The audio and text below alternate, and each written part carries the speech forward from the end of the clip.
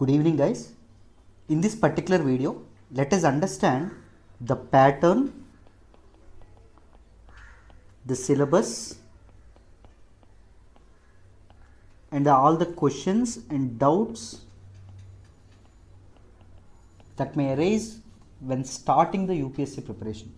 ఈ preparation start చేసేటప్పుడు మీకు ఎదురయ్యేటటువంటి అనుమానాలు అన్నిటిని నివృత్తి చేద్దాం. ప్యాటర్న్ ఎలా ఉంటుంది, సిలబస్ ఏంటి, ఎలా ప్రిపేర్ అవ్వాలి, వీటన్నింటి గురించి మీ డౌట్స్ అన్నీ క్లారిఫై అవుతాయి. జాగ్రత్తగా వినండి. And it is one of the most requested video to me. నాకు చాలామంది ఎక్కువగా సార్ దీని మీద ఒక వీడియో చేయండి, మేము బిగినర్స్, మాకు తెలియట్లేదు అని చెప్పి అడగడం అనేది జరిగింది. కంప్లీట్గా దాని గురించి డిస్కస్ చేస్తాను, మొత్తం అనుమానాలన్నీ నివృత్తి అవుతాయి. చూడండి. UPSC, union public service commission.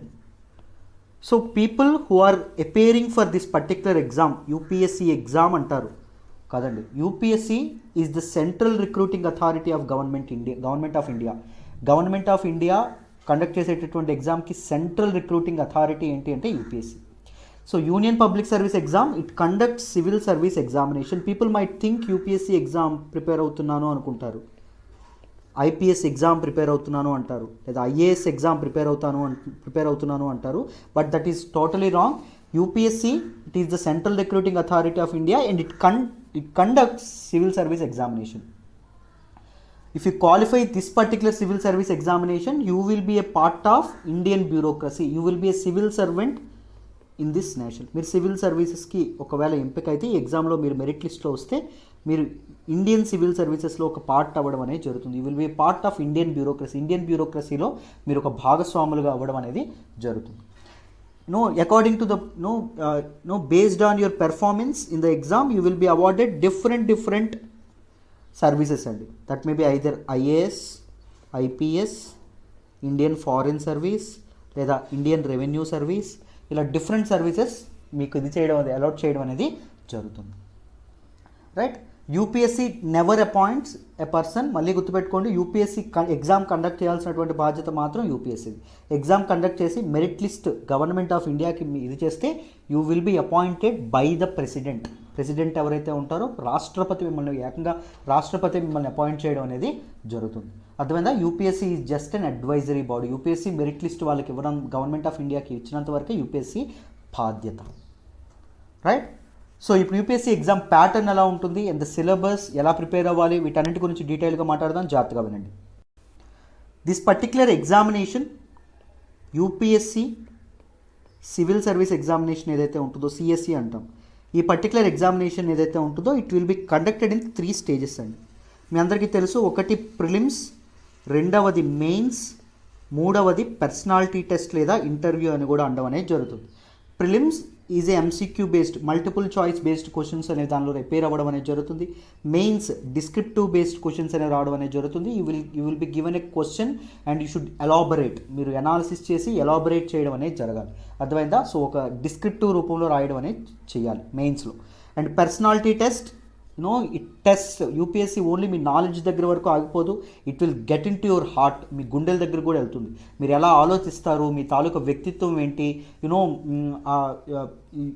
You are eligible for this civil servant పొజిషన్కి మీరు ఎలిజిబుల్గా ఉన్నారా లేదా అని చెప్పి ఒక సెట్ ఆఫ్ ప్యానల్ మెంబర్స్ ఉంటారు అండ్ దే విల్ ఎగ్జామైన్. మీ పర్సనాలిటీ ఏదైతే ఉంటుందో దాన్ని వాళ్ళు పరీక్షించడం అనేది జరుగుతుంది in this particular personality test.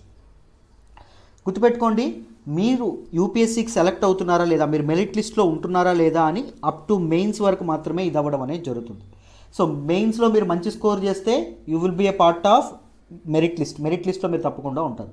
But మీ ర్యాంక్ ఏది డిసైడ్ చేస్తుందంటే పర్సనాలిటీ టెస్ట్ అని డిసైడ్ చేయడం అనేది జరుగుతుంది.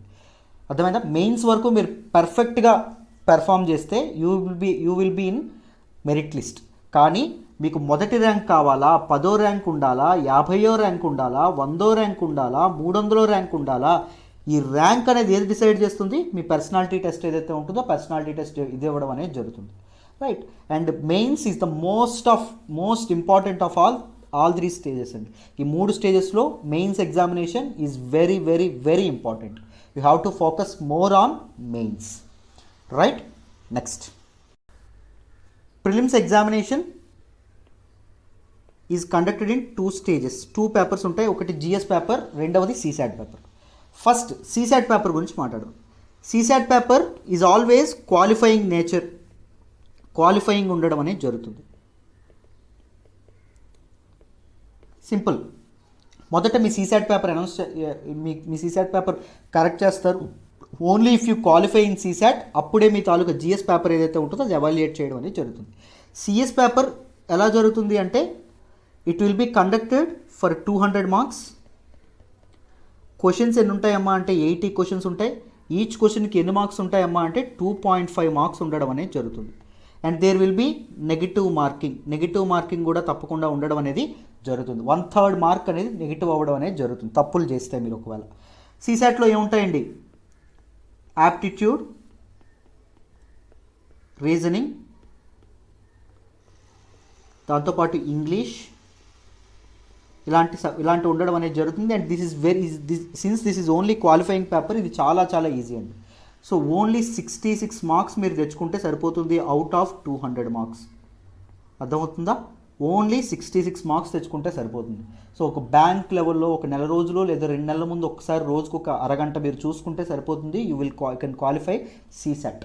Don't worry, depending upon your abilities అమ్మ. మళ్ళీ చెప్తున్నాను, if you're science student, if you're mathematics student, మీరు ఈజీగా సీసాట్ గెట్ ఆన్ అయిపోతారు.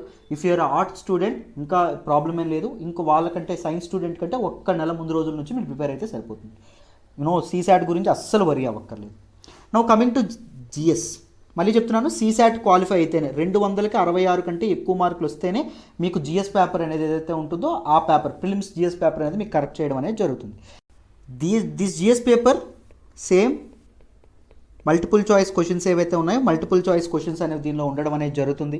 So what are the important subjects ఏవి ఇన్వాల్వ్ అవుతుంటాయి ఏంటి అని చెప్పి వీటి గురించి డీటెయిల్గా తెలుసుకుందాం. జాగ్రత్తగా వినండి. నెగిటివ్ మార్కింగ్ కూడా తప్పకుండా ఉండడం అనేది జరుగుతుందమ్మ.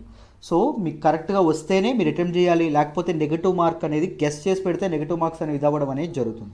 రైట్, ఒకసారి జిఎస్లో ఏ సబ్జెక్ట్స్ ఉంటాయో చూద్దాం. చూడండి, సో ప్రిలిమ్స్లో ముఖ్యంగా జిఎస్ పేపర్లో ఉండేటటువంటి సిలబస్ చూద్దాం. చూడండి, సో ఫండమెంటల్ సబ్జెక్ట్స్ అనేవి ఉండడం అనేది జరుగుతుంది. 1 polity, 2 history, economy and geography. దాంతోపాటు other subjects like science and technology and environment and ecology ఏదైతే ఉంటుందో ఎన్విరాన్మెంట్ ఎకాలజీ కూడా ఉంటాయి. అండ్ అతిపెద్ద భూతమైనటువంటి ఒక సబ్జెక్ట్ కూడా ఉండడం అనేది జరుగుతుంది. That is current affairs. Current affairs వల్ల ప్రాబ్లము ఉంది, యూజు ఉందండి. Let me explain the problem first. Current affairs very huge, everyday prepare అవ్వాల్సి ఉంటుంది. చాలా చాలా కష్టం, మన తాలూకా ఎనర్జీని సగం లాగేయడం అనేది జరుగుతుంది.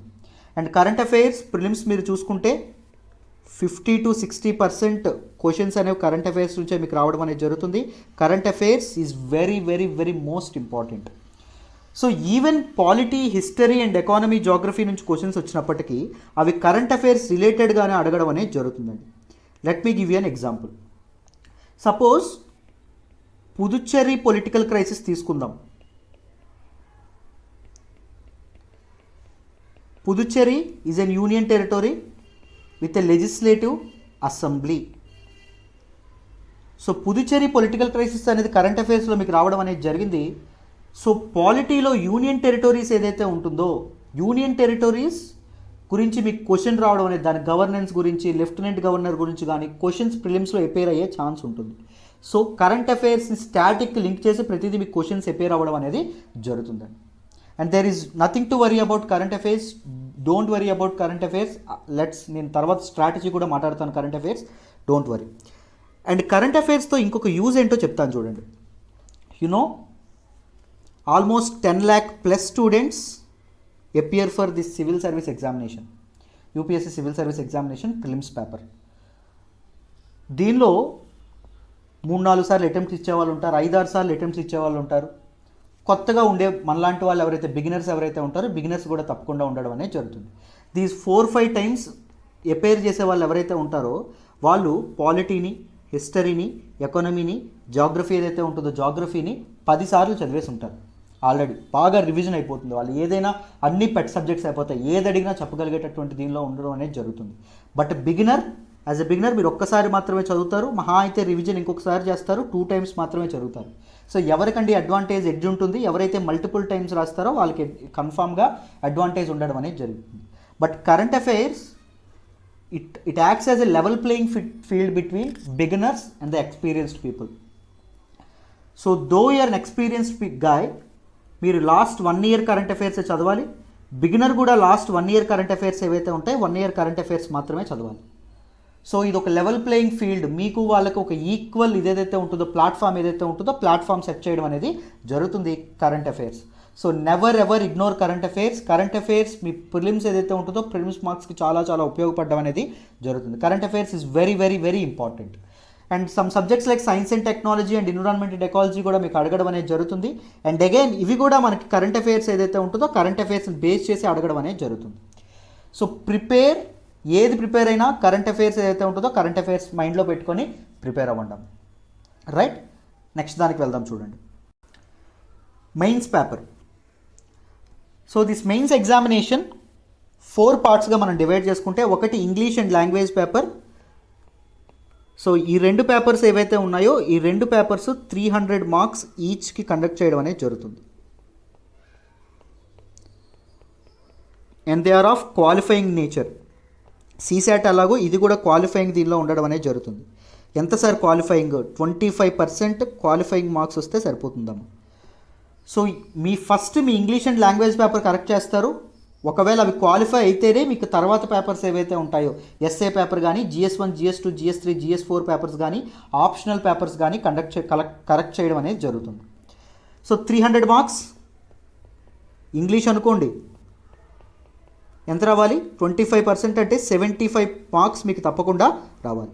సో మీకు లాస్ట్ ఫైనల్ స్కోర్ ఏదైతే ఉంటుందో దానిలో క్యాలిక్యులేట్ చేయరండి. సీసాట్ కూడా క్యాలిక్యులేట్ చేయరు. సీసాట్ మీకు 200 మార్క్స్కి 190 మార్క్స్ వచ్చినా ఉపయోగం లేదు. There is no use. 66 marks దాటొస్తే సరిపోతుంది.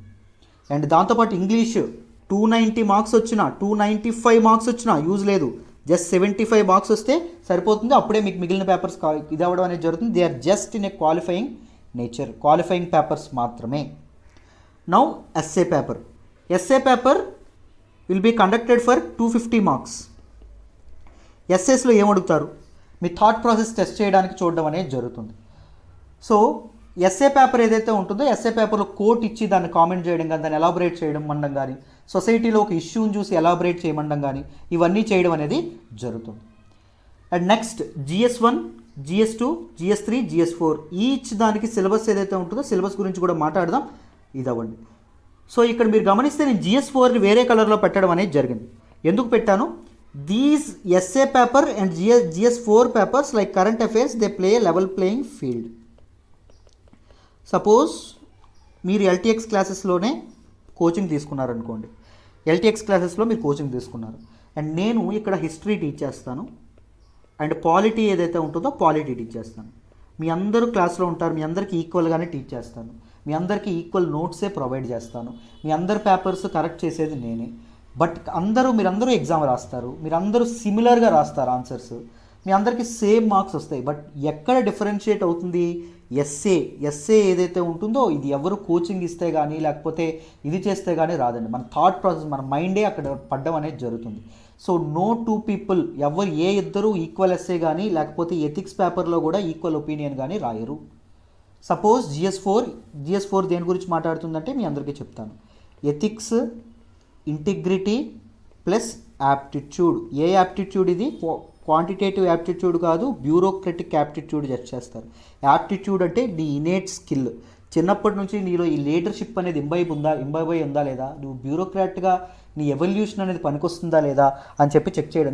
నువ్వు పెరగడం ఏదైతే ఉంటుందో, నీ తాలూకా గ్రోత్ ఏదైతే ఇప్పటివరకు వయసు పెరగడం ఏదైతే ఉంటుందో total you might be 20, 21, 22, 23, 25 ages మీరు ఉంటారు.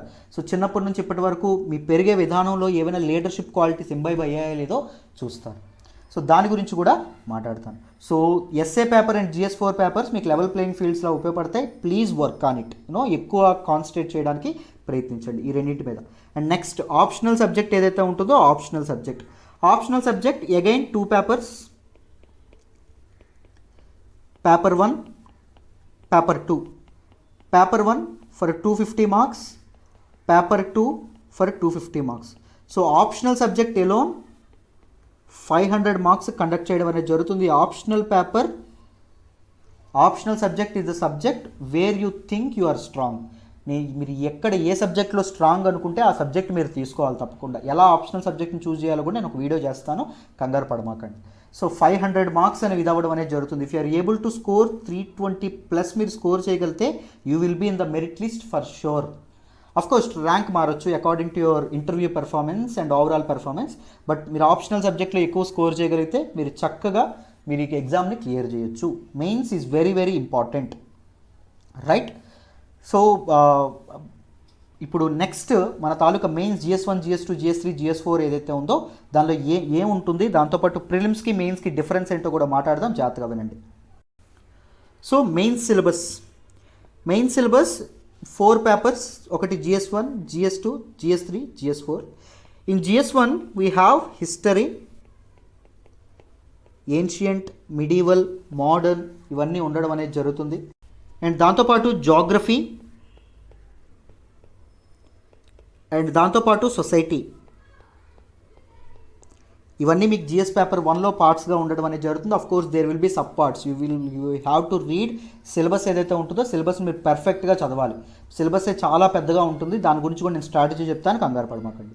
GS paper 2 polity, constitution,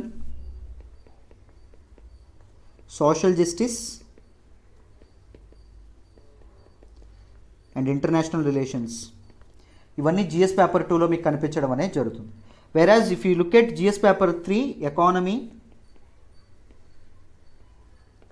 and దాంతోపాటు science and technology, environment and ecology, దాంతోపాటు మీకు internal security, disaster management,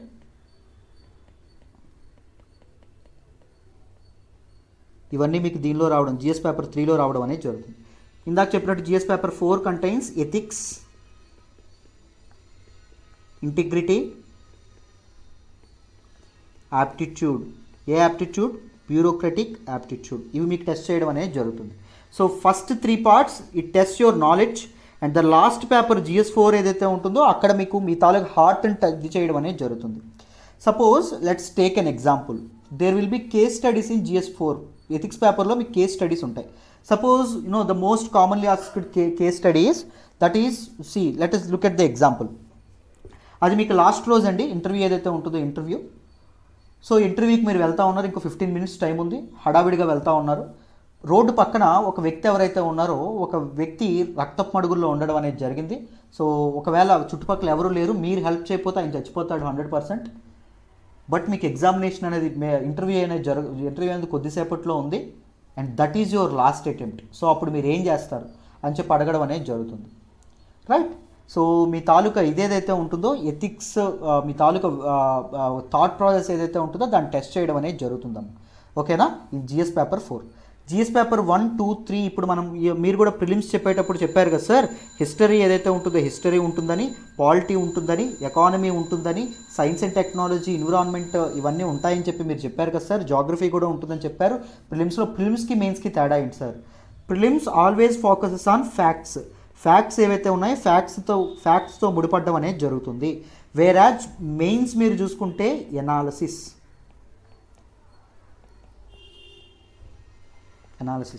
let me give you an example. ఈరోజు ఒక మ్యాచ్ అవుతుంది అనుకోండి, సపోజ్ ఇండియాకి ఇంగ్లాండ్కి మ్యాచ్ అవుతుంది. MS ధోని ఇప్పుడు ఆడట్లేదు, బట్ అనుకోండి MS ధోని సెంచరీ చేయడం అనేది జరిగింది. సో ఈ మ్యాచ్లో ఎవరు సెంచరీ చేశారు? MS Dhoni. That will be a fact. అర్థమైందా? అది మీకు ప్రిలిమ్స్లో అడుగుతారు. Whereas analysis, if you look at the post match analysis, post match అయిన తర్వాత ఎక్స్పర్ట్స్ ఎవరైతే ఉంటారో వాళ్ళు ఎనాలిసిస్ చేస్తారండి. ఏమని చెప్తారు? ధోని ఎందుకు సెంచరీ చేయగలిగాడంటే తన టెక్నిక్ మార్చుకోవడం అనేది జరిగింది లాస్ట్ మ్యాచ్తో పోలిస్తే. సో ఆయన రూమ్ తీసుకున్నాడు, ఫ్రంట్ లెగ్ క్లియర్ చేశాడు, సో హెలికాప్టర్ షాట్ కొట్టాడు, 6కి వెళ్ళింది, బౌండరీ దాటింది బాల్ అని చెప్పి మనకి ఒక ఎనాలిసిస్ చేయడం అనేది జరుగుతుంది. ఎనాలిసిస్తో పాటు they will come up with one opinion. ఒక ఒపీనియన్తో కూడా లాస్ట్లో మాట్లాడడం అనేది జరుగుతుంది. సో ఈ పర్టిక్యులర్ స్టేడియంలో ఆడాలంటే ధోని తర్వాత ఎవరు ఉండరు. లేకపోతే సబ్ కాంటినెంట్లో ఇండియన్ పిచ్చెస్ మీద ఆడాలంటే ధోని కంటే ఇంకెవరు ఉండరు అనేటటువంటి ఒక ఒపీనియన్ ఏదైతే ఉంటుందో ఒపీనియన్ ఇది చేయడం అనేది జరుగుతుంది. సో ఈ mains examination you have to right analysis, because analysis ఎవరు ఇస్తారని చెప్పుకున్నాం, ఎక్స్పర్ట్స్ ఇవ్వడం అనేది జరుగుతుంది. UPSC wants you to be A expert, అంటే ఎక్స్పర్ట్ అవ్వాలని చెప్పి, ఎక్స్పర్ట్ ఉండాలని చెప్పి అనుకోవడం అనేది జరుగుతుంది. సో ఒపీనియన్ కూడా మీరు ఇవ్వాలండి, మీ తాలూకు ఒపీనియన్ కూడా ఇవ్వాలి. And the opinion should be in consistent with constitution, రాజ్యాంగబద్ధంగా ఉండాలి. And law of the land ఏదైతే ఉంటుందో లా ఆఫ్ ద ల్యాండ్ బట్టి ఉండాలి, రూల్స్ బేస్డ్గా ఉండడం అనేది జరగాలి. And the most importantly practicality ఏదైతే ఉంటుందో ప్రాక్టికాలిటీ కూడా ఉండాలి. Suppose how to eradicate poverty in India, అందరికీ 10 కోట్లు పంచేద్దాం సార్ పావర్టీ పోతుంది, that is impractical, that is not practical enough, జరగదు రైట్. ఎక్స్చెక్కర్ మీద బర్డెన్ పడుతుంది, ఇవన్నీ వేరే విషయాలు రైట్. దాంతోపాటు సపోజ్ పలానా కమ్యూనల్ రైట్స్ అయినాయి, కమ్యూనల్ రైట్స్లో మెజారిటీ హిందూస్ ఉన్నారు అండ్ దాంతోపాటు మైనారిటీ ముస్లిమ్స్ ఉన్నారు. రైట్స్లో హిందూస్ చంపడం తప్ప, ముస్లిమ్స్ని అటాక్ చేయడం, ముస్లిమ్స్ పైన అటాక్ చేయడం కరెక్టా తప్ప? కరెక్టే sir, that is wrong, because law of the land and rules ఏవైతే ఉన్నాయో రూల్స్కి అది ఎగనెస్ట్. సో ఒపీనియన్తో మీరు తప్పకుండా రావడం అనేది జరగాలి. సో ఇది మీకు మెయిన్స్ నుంచి వాళ్ళు ఎక్స్పెక్ట్ చేయడం అనేది జరుగుతుందమ్మా. This is the pattern, I hope you understand. And the third stage is personality test, లేదా చక్కగా ఇంటర్వ్యూ అని కూడా మనం పిలుచుకోవచ్చు. చెప్తున్నాను మళ్ళీ, ఇంటర్వ్యూ ఓన్లీ 275 మార్క్స్కే కండక్ట్ చేస్తారండి. సో మొత్తం మీ తాలూకా ర్యాంక్ అంతా దేని మీద డిపెండ్ అవుతుందంటే మెయిన్స్ మీదే డిపెండ్ అవ్వడం అనేది జరుగుతుంది. మీరు మెరిట్ లిస్ట్లో ఉంటారా, యూపీఎస్సీ క్వాలిఫై అవుతారా అనేటటువంటిది మెయిన్స్ మీద డిపెండ్ అవుతుంది. బట్ పర్సనాలిటీ టెస్ట్ అనేది ఎందుకు ఉపయోగపడుతుంది, మీ ర్యాంక్ని డిసైడ్ చేస్తుంది interview. So you will be in the merit list if you score well in mains for sure. But personality test ఏం చేస్తుంది, మీకు 1వ ర్యాంక్ వస్తుందా, 10వ ర్యాంక్ వస్తుందా, 50వ ర్యాంక్ వస్తుందా డిసైడ్ చేసేటటువంటిది పర్సనాలిటీ టెస్ట్. జాగ్రత్తగా గుర్తుపెట్టుకోండి. సో క్వశ్చన్స్ దేని మీద అడుగుతారు అంటే, మీ తాలూకా మీరు ప్రిలిమ్స్ మీరు క్వాలిఫై అవ్వగానే మెయిన్స్ అపియర్ అయ్యే ముందు you need to fill a DOF, మీరు డీటెయిల్డ్ అప్లికేషన్ ఫామ్ ఒకటి ఫిల్ చేయాలి. మీ తాలూకా ఇంట్రెస్ట్, మీ తాలూకా బ్యాక్గ్రౌండ్, మీకు ఏ క్యాడర్ కావాలి, మీ తాలూకా హాబీస్, మీ ఎడ్యుకేషనల్ క్వాలిఫికేషన్స్, వీటన్నింటినీ ఒక దీనిలో ఇది చేయాలి.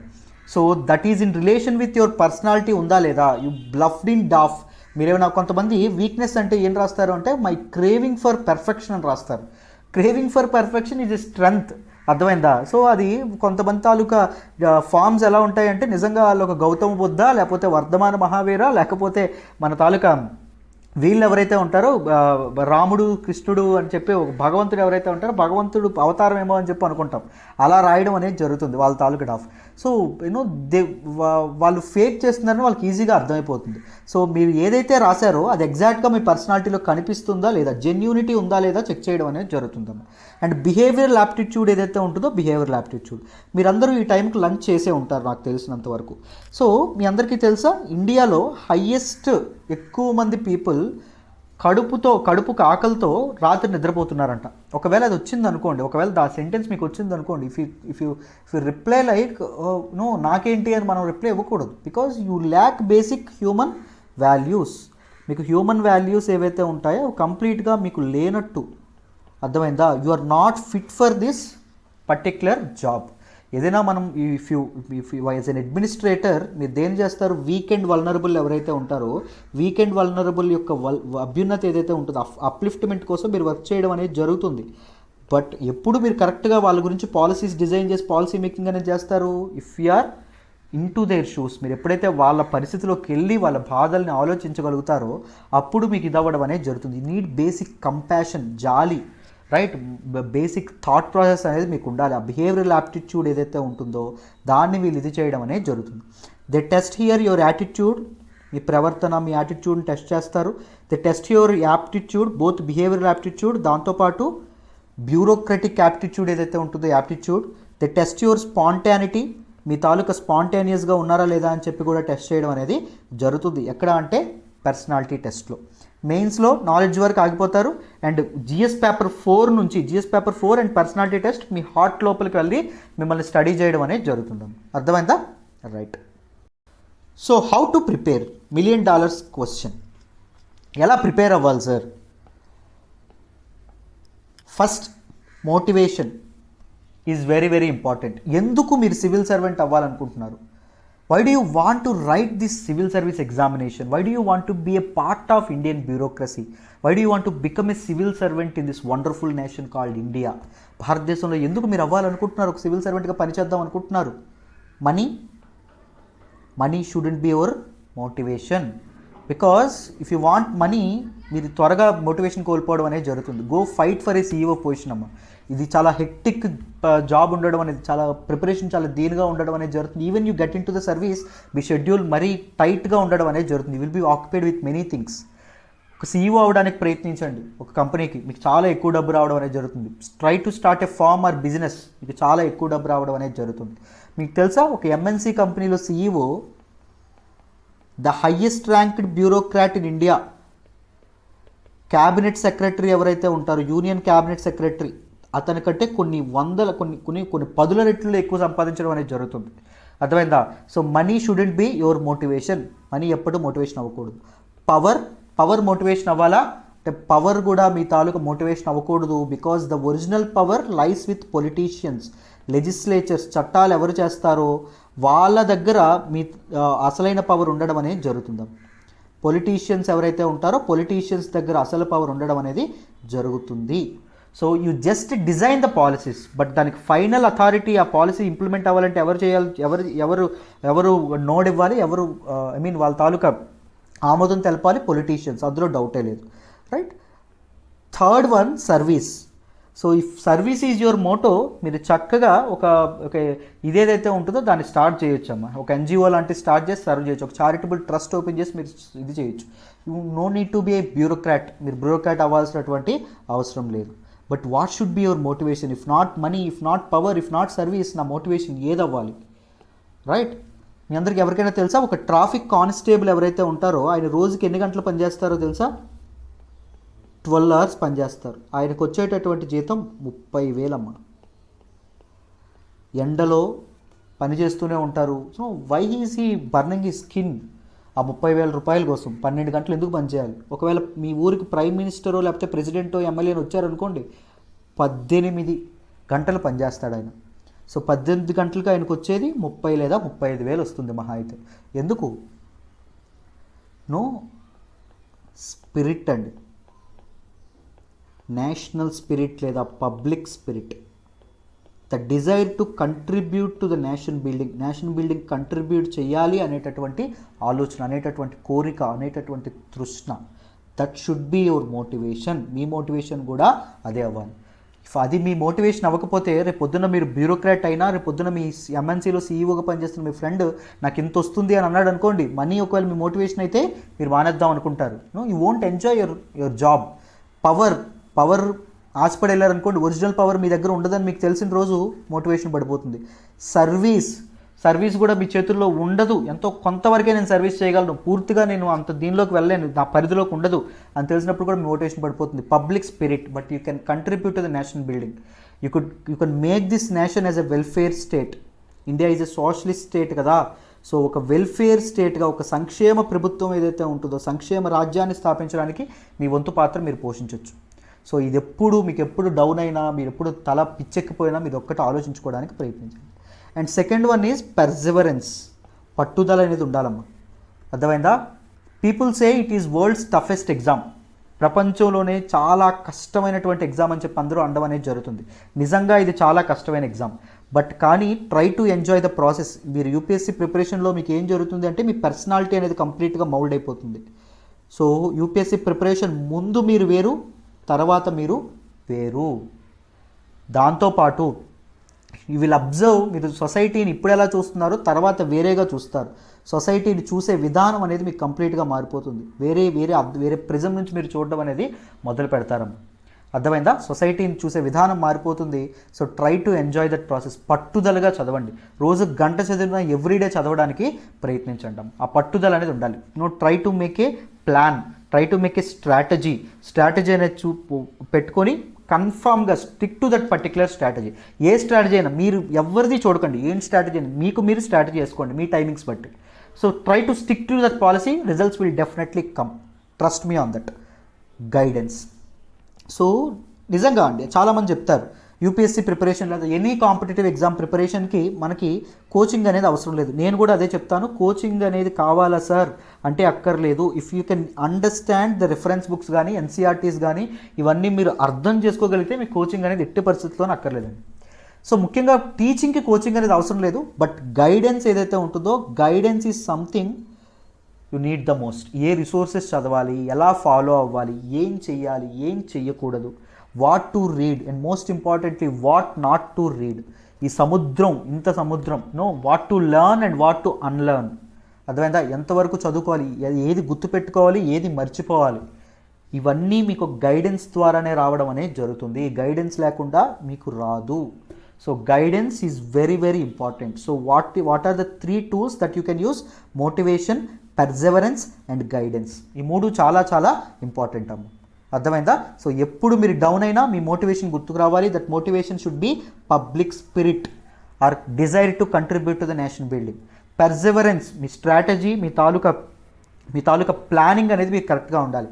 గైడెన్స్, సరైన గైడ్ మీకు ఎప్పుడు సపోర్ట్ చేస్తూ ఉండాలి. మీరు ఒక మెయిన్స్ ఆన్సర్ రైటింగ్ రాస్తారనుకోండి, someone should be there to correct your answer and tell you what are the issues, what you can change in this particular answer అని తప్పకుండా ఒకరు మాత్రం ఉండాలి. That may be senior, that may be faculty, like మాలాంటి వాళ్ళు ఎవరో ఒకరు ఉండాలి తప్పకుండా మిమ్మల్ని కరెక్ట్ చేయడానికి. అర్థమైందా? అది గుర్తుపెట్టుకోండి. సో ఫస్ట్ మీరు ప్రిపేర్ అవ్వడానికి మొదట చేయాల్సింది ఏంటి అంటే సిలబస్ కాపీ అనేది మీ చేతిలో ఉండాలి. ప్రతి ఒక్కరి దగ్గర సిలబస్ కాపీ అనేది పర్ఫెక్ట్గా ఉండాలి. సిలబస్లో నేను ఇందాక పైన ఏం చెప్పాను, ఫస్ట్ ఇందాక జిఎస్ పేపర్ 1లో హిస్టరీ అనేది ఉంటుంది అని చెప్పాను, ఇంకా సొసైటీ అనేది ఉంటుంది అని చెప్పాను, ఇంకా జాగ్రఫీ ఏదైతే ఉంటుందో జాగ్రఫీ అనేది ఉంటుంది అని చెప్పాను. జాగ్రత్తగా గుర్తుపెట్టుకోండి, హిస్టరీలో జస్ట్ హిస్టరీ అని చెప్పి ఉండదండి. హిస్టరీలో టాపిక్ ఉంటుంది, సబ్ టాపిక్ ఉంటుంది, టాపిక్ ఉంటుంది, సబ్ టాపిక్ ఉంటుంది, చాలా పెద్దగా ఉంటుంది సిలబస్. సో ఈచ్ టాపిక్ మీద మీరు నోట్స్ అనేది మీ దగ్గర ఉండాలి, right? So each topic, open that particular topic, research చేయండి. రీసెర్చ్ చేసి మీరు నోట్స్ అనేది మీ చేతిలో ఉండాలి. సిలబస్ అనేది మీరు చదవకపోతే మీరు వేస్ట్. మీ తాలూకా స్టడీ టేబుల్ ముందు సిలబస్ అనేది అతికించుకొని పెట్టుకోండి అమ్మా. ఎవ్రీడే సిలబస్ చూడాలి. ఇఫ్ రీడ్, మీకు న్యూస్ పేపర్ చాలా చాలా ఇంపార్టెంట్ అని నేను చెప్పాను. సో కరెంట్ అఫైర్స్కి న్యూస్ పేపర్ చాలా చాలా ఇంపార్టెంట్ అండి. న్యూస్ పేపర్ చదివేటప్పుడు పలానా article GS paper 1, GS paper 2, GS paper 3, ఈ 3 పేపర్స్లో జిఎస్ పేపర్ 4 ఉండదండి. సో ఈ 3 పేపర్లు దేనికి సంబంధించింది అని చెప్పి మీరు పక్కన వెంటనే పసిగట్టాలి. So syllabus is very very very important. Syllabus చూడకుండా, నేను ఇప్పటివరకు సిలబస్ చూడలేదు సార్, 6 months ప్రిపరేషన్ అయిపోయింది, you are doomed, I'm sorry brother, మీకు రాదు. అర్థమైందా? కొంచెం కటువుగా ఉంటుంది, బట్ నమ్మండి చాలా అసలు అసాధ్యం. అది గుర్తుపెట్టుకోండి. And NCERTs, the Quran, the Bhagavad Gita of this preparation. UPSC ప్రిపరేషన్కి ఎన్సీఆర్టీస్ అనేవి చాలా చాలా ఇంపార్టెంట్ అండి. ఎయిదర్ మీరు ఎన్సీఆర్టీస్ అయినా చదువుకోవాలి, లేకపోతే reference books that cover NCERTs. Me faculty చెప్పినటువంటి రిఫరెన్స్ బుక్స్ ఏవైతే ఉంటాయో, ఏవైతే ఎన్సీఆర్టీస్ని కవర్ చేస్తాయో వాటిని మీరు తప్పకుండా తీసుకోవాలి. అర్థమైందా? సో అది జాగ్రత్తగా ఇది అవ్వండి. As far as our institute is concerned, మాది ఇంటిగ్రేటివ్ అప్రోచ్లో ఉంటుంది, prelims, mains plus interview, PMI లెవెల్లో. సో మేము అన్ని reference, the best reference books అన్నీ పర్ఫెక్ట్గా ఉండవండి. కొన్ని చాప్టర్స్ కొన్ని రిఫరెన్స్ బుక్స్లో బాగుంటాయి. సో ఎన్సీఆర్టీస్ అండ్ దీస్ రిఫరెన్స్ బుక్స్లో ఉండేటువంటి important and the best parts ఏవైతే ఉన్నాయో వాటితో మేము మెటీరియల్ ప్రొవైడ్ చేయడం అనేది జరుగుతుంది. సో మేము నోట్స్ కూడా, కొంతమంది టీచర్స్ నోట్స్ కూడా డిక్టేట్ చేయడం అనేది జరుగుతుంది, right? Perfect. So current affairs పెద్ద భూతం అని చెప్పాను, but it place a level playing field అని కూడా చెప్పాను. Hindu is very very important. రోజు ఉదయాన్నే లేచిన వెంటనే పేపర్ ముట్టుకోలేదా, సారీ బ్రదర్, మీకు యూపీఎస్సీ మీరు క్రాక్ చేయడం అనేది కుదరదు. సో నేను మళ్ళీ చెప్తున్నాను, యూపీఎస్సీ క్రాక్ చేస్తారో లేదో అని కూడా అనట్లేదు, మీరు చేయలేరు, అందులో డౌటే లేదు. If you are not reading a news paper you can't. Indian Express కూడా important, because one particular paper, ఇండియాలో మీరు ఉన్నందువల్ల ఒక పర్టికులర్ పేపర్ అనేది ఉండకూడదు. So some paper it aligns to some ideology. కొన్ని ఐడియాలజీస్ ఉండడం, గవర్నమెంట్కి ఎగనెస్ట్గా ఉండడం అనేది జరుగుతుంది, కొన్ని పేపర్లు గవర్నమెంట్ సపోర్ట్గా ఉండడం అనేది జరుగుతుంది. If you need to have a judgemental and balanced view అనేది మీకు ఉండాలి. సో దానికోసం మీరు 2 పేపర్స్ చదవడానికి ప్రయత్నించండి. ఇంకా టైం ఉంటే హిందుస్థాన్ టైమ్స్ ఏవైతే ఉంటుందో హిందుస్థాన్ టైమ్స్ కూడా చదవడానికి ప్రయత్నించండి. అర్థమైందా? And monthly current affairs magazine కూడా చదివితే మీకు ప్రిలిమ్స్కి చాలా చాలా బాగుంటుంది. And sir monthly current affairs magazine అన్నారు కదా అని చెప్పి న్యూస్ పేపర్ మానేసి మంత్లీ కరెంట్ అఫైర్స్ మ్యాగజైన్ చదువుతాను, I want to replace news paper with monthly current affairs magazine. Wrong, so wrong బెటా. You are not going to do that. సో మీరు అసలు అది చేయకూడదు, అది పాపం, అది తప్పు యూపీఎస్సీ ప్రిపరేషన్లో. So you can complement your current affairs preparation with monthly current affairs magazine. చాలా వెబ్సైట్స్, చాలా ఆన్లైన్ సోర్సెస్లో ఉండడం అనేది జరుగుతుంది. Hindu, Indian Express and monthly current affairs magazine కలిపి మీరు చదివితే కరెంట్ అఫైర్స్ ప్రిపరేషన్ మీకు అద్భుతంగా ఉంటుంది. అర్థమైందా? జాగ్రత్తగా గుర్తుపెట్టుకోండి. If there is time you can also check PIB, press information బ్యూరోలో వచ్చేటటువంటి ఆర్టికల్స్ని కూడా మీరు చక్కగా చెక్ చేయొచ్చు. Current affairs place a very important role అమ్మా. 60% of the questions current affairs నుంచే వస్తాయి. సో కరెంట్ అఫైర్స్ ఏ రోజు కూడా పాపాను కూడా మిస్ చేయొద్దు. అర్థమైందా? నేను I'm urging you, I'm pleading you. అర్థమైందా? That is most important. మళ్ళీ చెప్తున్నాను, since I am handling current affairs, నాకు తెలుసు. అర్థమైందా? చాలా కష్టంగా ఉంటుంది, బట్ తప్పదు. యూపీఎస్సీ ప్రిపరేషనే చాలా కష్టమైనటువంటి ప్రయాణం. బట్ డోంట్ వరీ, పర్ఫెక్ట్ ప్లాన్తో, పర్ఫెక్ట్ మోటివేషన్తో, పట్టుదలతో, పెర్సివరెన్స్తో, రైట్ గైడెన్స్తో ప్రిపేర్ అవ్వండి. నో పవర్, ప్రపంచంలో ఏ శక్తి మిమ్మల్ని యూపీఎస్సీని క్రాక్ చేయకుండా ఆపలేదు. That is for sure. So మొత్తం అందరికీ క్లియర్ అనుకుంటాను. అండ్ రిఫరెన్స్ బుక్స్ ఏం చేయాలి, అండ్ దాంతోపాటు సోర్సెస్ ఎక్కడి నుంచి తీసుకోవాలి, వీటి మీద ఒక సెపరేట్ వీడియో చేస్తాను. అండ్ ఆప్షనల్ ఎలా సెలెక్ట్ చేసుకోవాలని కూడా సెపరేట్ వీడియో నెక్స్ట్ చేస్తాను వితిన్ 2 or 3 daysలో. సో ఐ హోప్ మీకు ఈ వీడియో అనేది యూస్ఫుల్ అవుతుందని అనుకుంటున్నాను, right? So I wish you all the very best అమ్మా. సో చాలామంది కొత్తగా స్టార్ట్ చేస్తున్నారు ప్రిపరేషన్. సో కష్టపడి కన్సిస్టెంట్గా ప్రిపేర్ అవ్వండి. ఏదైనా చేస్తానని మిమ్మల్ని మీరు నమ్మండి, మీరు సాధించలేనిదంటూ ఏదీ లేదు. అండ్ ఇంకొకటి చెప్తాను, వెరీ వెరీ స్ట్రాంగ్, జాగ్రత్తగా గుర్తుపెట్టుకోండి. So for success you should be ambitious.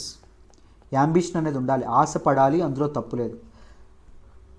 British వాళ్ళు మనల్ని 200 years పైగా పాలించడం అనేది జరిగింది. ఎందుకు పాలించారో తెలుసా? What is their main technique? Their ambitious enough. First they want to make India as their colony. వాళ్ళు ఇండియాని వాళ్ళ తాలూకా గుత్తాధిపత్యం, ఇండియా పైన గుత్తాధిపత్యం అనేది సాధించాలనుకున్నారు. భారతదేశాన్ని వాళ్ళ కాలనీగా మార్చుకోవాలని అనుకున్నారు. They are very ambitious, but they never revealed their ambition. సో వాళ్ళ యాంబిషన్ ఎప్పుడూ వాళ్ళు రివీల్ చేయలేదు. అర్థమైందా? సో వాళ్ళు 200 yearsలో మేము ఇండియాని కాలనీగా మార్చుకుంటామని ఎప్పుడు వాళ్ళు చెప్పలేదు, ఎప్పుడు బయట పెట్టలేదు కూడా.